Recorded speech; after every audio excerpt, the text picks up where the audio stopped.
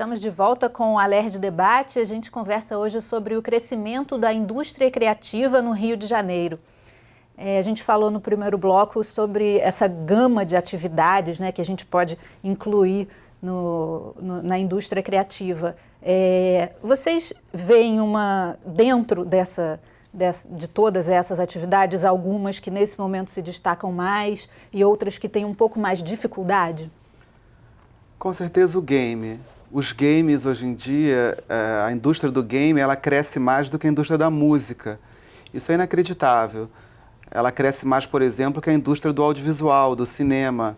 Então, há tempos atrás, se você fosse pensar a potência do cinema mundial e da indústria musical, você pensar que uma indústria tão nova como a indústria do game já passou essas duas outras indústrias, isso é muito impressionante. Realmente, o game é um destaque, com certeza, de crescimento.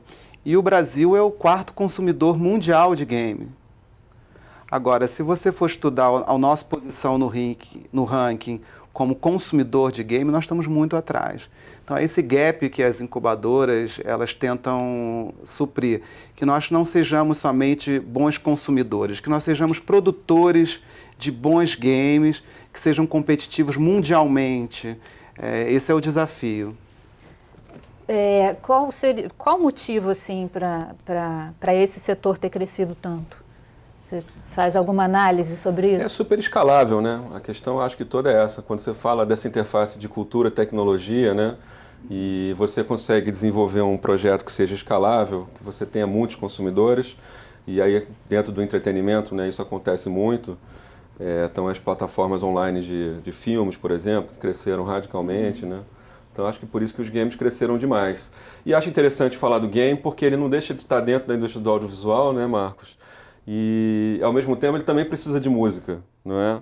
Ele precisa de um roteirista, ele precisa então, na verdade tem toda uma cadeia produtiva. Designer, né? De um designer. Para dar né? a direção artística do game. Fala-se muito do storytelling, né? Enfim, tudo isso está dentro da indústria do game, né? E ela agrega outras cadeias produtivas, né? Então eu acho que uma coisa que a gente fala muito lá na incubadora também e nos cursos de extensão que a gente desenvolve na PUC, para quem está começando a empreender ou quem é músico, por exemplo, para ele pensar um pouco fora daquela maneira tradicional de pensar como ele vai trabalhar a carreira dele, né? Então, será que o músico vai lançar um disco hoje e vai vender CD na loja? Claro que não, Não né? necessariamente. Então, quer dizer, na loja não vai mesmo. Talvez não, mesmo para download, isso já está diminuindo, agora é o streaming, e então ele tem que pensar, será que eu vou fazer trilha sonora para TV e cinema? Quer dizer, essa cadeia está crescendo bastante, né? Então, ficar muito atento. Eu acho que o empreendedor jovem tem que ficar muito ligado nas tendências, nas tecnologias, nas plataformas e ver de que maneira ele vai conseguir se colocar, né? É muito interessante isso que o Léo falou, porque nós não estamos falando só de uma nova economia, nós estamos falando de uma nova sociedade, que é a sociedade criativa. Uma das causas do game fazer tanto sucesso, com certeza também é a interatividade, né? O público interage com o game muda o destino conforme o jogador. Então é uma sociedade que ela é proativa no seu consumo, no seu fazer, ela quer interagir, não só consumir.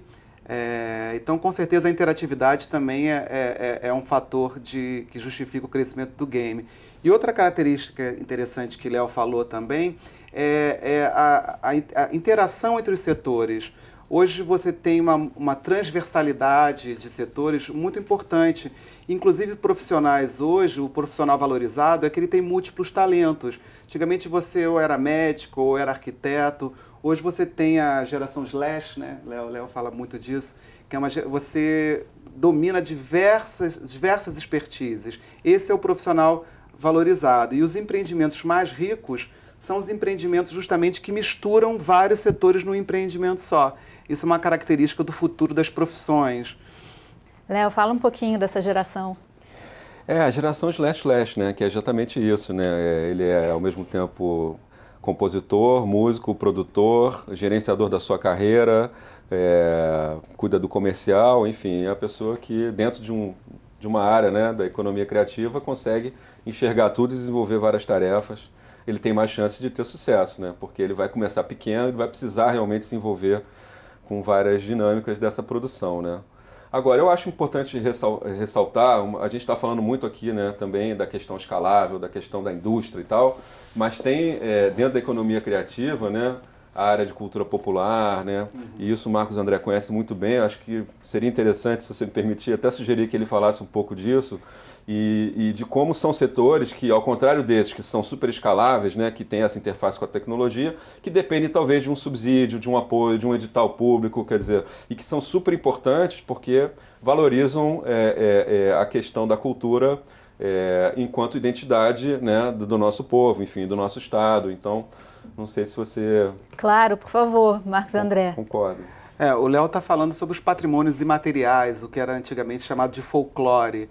Isso, o Rio de Janeiro é muito rico. Nós temos o jongo, o boi pintadinho, as cirandas, as folias, que são comunidades tradicionais que estão num território, e esses territórios têm tudo para virar centros de turismo de experiência, turismo étnico. E isso tudo faz parte da economia criativa. Acho que existe um ranço, principalmente nos países do primeiro mundo, de achar que indústrias criativas são os grandes empresários. Também, com certeza, eles têm um papel importante. É a Apple. Exatamente, geram muito emprego, né? A gente não pode negar. Mas a gente tem que pensar a cauda longa, né? Aquela comunidade quilombola que está lá no interior pode virar realmente um centro de turismo de experiência, gerando renda para aquelas comunidades que às vezes estão isoladas e têm um potencial enorme de interesse e atratividade, né? Mas aí entra a necessidade do poder público, né? Com certeza. E a iniciativa privada e a universidade também. Nós temos que encarar essas riquezas da nossa diversidade cultural. O maior patrimônio do Brasil é a sua diversidade cultural. É inigualável a nossa riqueza. Então vamos aproveitá-la, né? Isso é muito importante falar. Isso faz parte da política de economia criativa do Estado, com certeza. Acho que o Leonardo quer completar. E o potencial do turismo, né, que toda essa produção cultural nos permite, né, aproveitar, e não é à toa que agora, quando a gente está vivendo uma desaceleração econômica, né, o Estado do Rio e o município também, sobretudo, estão com taxa de ocupação da rede hoteleira excelentes, né? Então, assim, a gente tem que aproveitar mais isso, melhor isso. E a perspectiva do Brasil receber mais turistas nos próximos anos, até por conta do câmbio, é cada vez maior. Então, das Olimpíadas também, para as né? Olimpíadas também, exatamente. Então, acho que é isso, né? Juntar o potencial econômico dessa produção de cultura popular que a gente tem, que é fantástica, né? Não, acho perfeito o que o Léo colocou. O que nós que desejamos para depois das Olimpíadas? A gente não pode ter uma ressaca. Então, depois da cidade olímpica, que tenhamos a cidade criativa. E que não seja só a cidade criativa, sejam as cidades criativas, pensando também no Estado como uma única coisa. As 92 cidades do Estado participando desse movimento com a capital, não a capital isolada como historicamente ela foi, né? Então, que depois da cidade olímpica nós tenhamos um projeto de cidade criativa, que é a cidade pós-olímpica. E, por outro lado, assim, quais setores que vocês veem que têm um pouco mais de dificuldade? Assim, por exemplo, setores que dependem de verba publicitária, que diminui, nesses tempos de crise, as empresas diminuem, né, a verba publicitária. Então, alguns setores da economia criativa sofrem com isso. Vocês podem citar alguns?